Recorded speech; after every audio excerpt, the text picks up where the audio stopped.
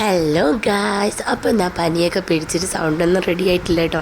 രാവിലെ കെട്ടി എനിക്ക് പോകുന്നൊരു കല്യാണത്തിനാണ്. അപ്പം നിങ്ങൾ ചോദിക്കും പനിയല്ലേ വീട്ടിലെങ്ങനെ കുത്തിയിരുന്നാൽ പോരെയെന്ന്.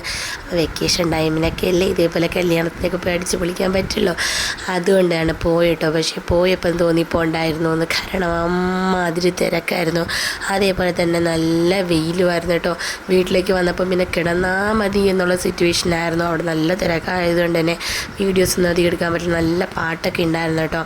വീട്ടിൽ വന്ന് തിന്ന് കിടക്കാമെന്ന് വെച്ചാൽ അതാണ്ട് കുട്ടി പട്ടണങ്ങളെ കിടക്കാനേ പറ്റില്ല. പിന്നെ വൈകിട്ട് നല്ല ചൂടോടെ ചായയും പാർലേജി ബിസ്ക്കറ്റും പിന്നെ അച്ചപ്പം ഉണ്ടായിരുന്നു കേട്ടോ. അത് കഴിച്ചിട്ടുണ്ടായിരുന്നു. പിന്നെ രാവിലത്തെ സേമിയ ഉണ്ടായിരുന്നു. അപ്പോൾ നൂഡിൽസ് എന്നും പറഞ്ഞ മോള് പിന്നെ അതെടുത്ത് കഴിച്ചു.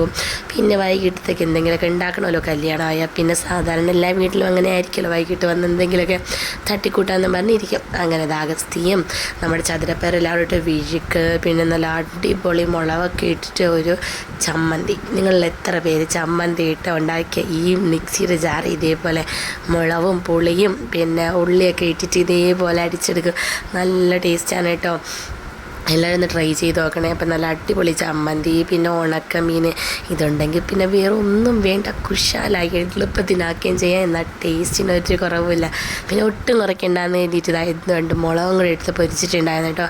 അപ്പം നല്ല ചൂട് റേഷനരി ചോറ്, വിഴുക്ക്, പിന്നെ നമ്മുടെ പുളിയും ചമ്മന്തിയും ഉണക്കമീനൊക്കെ കൂട്ടിയിട്ട് ഇന്നത്തെ രാത്രിത്തെ ഫുഡ് കെങ്കിയുമായിരുന്നു കേട്ടോ. എനിക്ക് ഭയങ്കര ഇഷ്ടമാണ് ഈ റേഷനരി ചോറ് കേട്ടോ ഇങ്ങനെ കഴിക്കുന്നത്. അപ്പോൾ എൻ്റെ വീഡിയോ ഇഷ്ടപ്പെടുകയാണെങ്കിൽ ലൈക്ക് ചെയ്യാൻ സബ്സ്ക്രൈബ് ചെയ്യാൻ മറക്കല്ലേ. ബൈ.